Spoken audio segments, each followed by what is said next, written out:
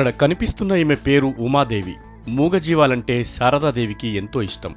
ఆహారం దొరకని జంతువుల సంరక్షణ కోసం ఉమాదేవి ఏకంగా ఓ ఫౌండేషన్నే ప్రారంభించారు.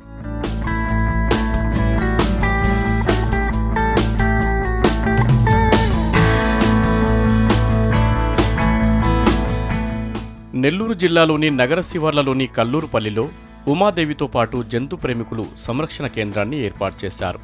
రోడ్లపై తిరిగే వీధి కుక్కలను ఇక్కడకు తీసుకొచ్చి వ్యాక్సిన్లు వేస్తారు. ఆరోగ్యం సరిగా లేని జంతువులకు సరైన వైద్య చికిత్స అందిస్తారు.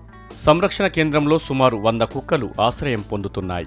ఇది మాత్రం కేవలం కుక్కల కోసమే కేటాయించబడిన భాగము. వాళ్ళ కోసం నియమించబడిన ఆశ్రయ చిన్న చిన్న రూములు కానీ పెద్ద రూములు కానీ ఇక్కడే ఆపరేషన్లు జరగడం జరుగుతుంది. వారానికి ఒకసారి సార్ వాళ్ళ కన్వీనియంట్ని బట్టి ప్రొటెక్టెడ్ డాగ్స్గా తయారు చేసి వ్యాక్సిన్, యాంటీ ర్యాబీస్ వ్యాక్సిన్ వేసి మళ్ళీ కోరుకున్న వాళ్ళవి ఏమో ఇబ్బంది లేదు మాకు ఈ వీధిలో ఈ కుక్క ఉన్నందు వల్ల అలాంటి మాత్రమే అక్కడ రిలీజ్ చేయటం ఆ వీధుల్లో.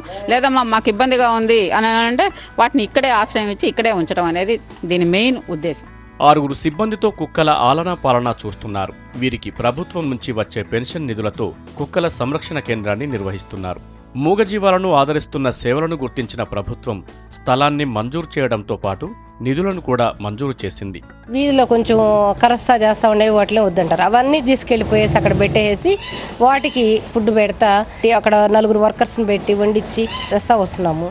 కన్నబిడ్డలకే తల్లిదండ్రులు భారమవుతున్న ఈ రోజుల్లో మూగజీవాలను చేరదీసి ఆదరిస్తున్న ఉమాదేవిని స్థానికులు ప్రశంసిస్తున్నారు.